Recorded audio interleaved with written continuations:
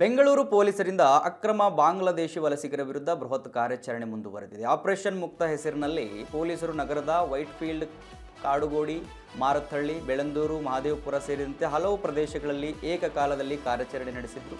ಅಲ್ಲದೆ ಅನುಮಾನಾಸ್ಪದವಾಗಿ ವಾಸಿಸುವವರ ಮನೆಗಳು ಹಾಗೂ ಅವರ ಕೆಲಸ ಮಾಡುತ್ತಿರುವ ಸ್ಥಳಗಳ ಮೇಲೆ ಪೊಲೀಸರು ಪರಿಶೀಲನೆ ನಡೆಸಿದರು.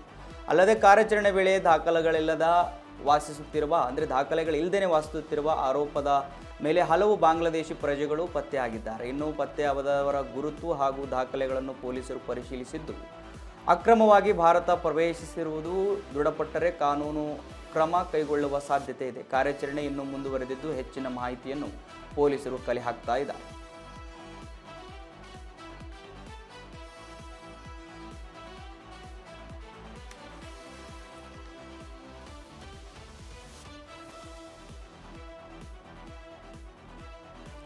ಎಸ್ ವೀಕ್ಷಕರೇ, ಪೊಲೀಸರು ಅಕ್ರಮ ಬಾಂಗ್ಲಾದೇಶಿಯರ ಶೆಡ್ಗಳ ಮೇಲೆ, ಅವರು ವಾಸಿಸುವ ಸ್ಥಳಗಳ ಮೇಲೆ ದಾಳಿಯನ್ನು ಮಾಡಿದ್ದಾರೆ.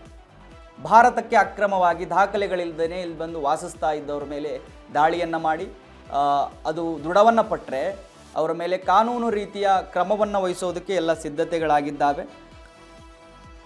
ಸೊ ಪೊಲೀಸರು ಈ ಒಂದು ಕಾರ್ಯಾಚರಣೆಯಲ್ಲಿ ಇಳಿದಿದ್ದಾರೆ.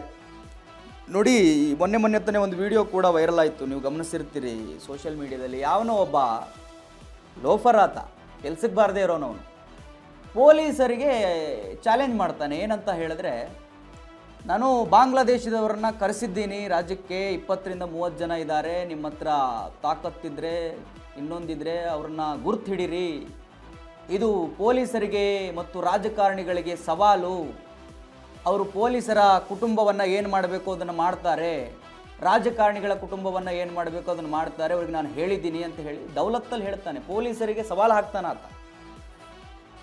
ಸೊ ಅಂಥದ್ದು ಆ ಥರದ ವಿಡಿಯೋಗಳು ಕೂಡ ವೈರಲ್ ಆಗ್ತಾ ಇದ್ದಾವೆ. ಬೆಂಗಳೂರು ಪೊಲೀಸರು, ನಮ್ಮ ಹೆಮ್ಮೆಯ ಪೊಲೀಸ್ ಇಲಾಖೆ, ಅವರ ಮೇಲೆ ಸವಾಲು ಹಾಕ್ತಾರೆ. ಸಿಟ್ಟು ಬರುತ್ತೆ ನೋಡಿದಾಗ.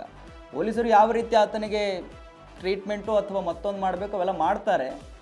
ಸೊ ಅಂಥವೆಲ್ಲ ಬೆಳಕಿಗೆ ಬರ್ತಾ ಇದ್ದಾವೆ. ಆ ವಿಡಿಯೋ ಬೆನ್ನಲ್ಲೇ ಈ ಒಂದು ಕಾರ್ಯಾಚರಣೆ ನಡೀತಾ ಇದೆ. ಸೊ ಈ ಕಾರ್ಯಾಚರಣೆ ಮಧ್ಯೆ ಅಂಥವೆಲ್ಲ ಬೆಳವಣಿಗೆಗಳಾಗಿದ್ದಾವೆ. ಸೊ ನೋಡಬೇಕು ಇನ್ನು ಎಷ್ಟು ಜನ ಸಿಕ್ಕಾಕೊಳ್ತಾರೆ ಏನು ಅಂತ ಹೇಳಿ.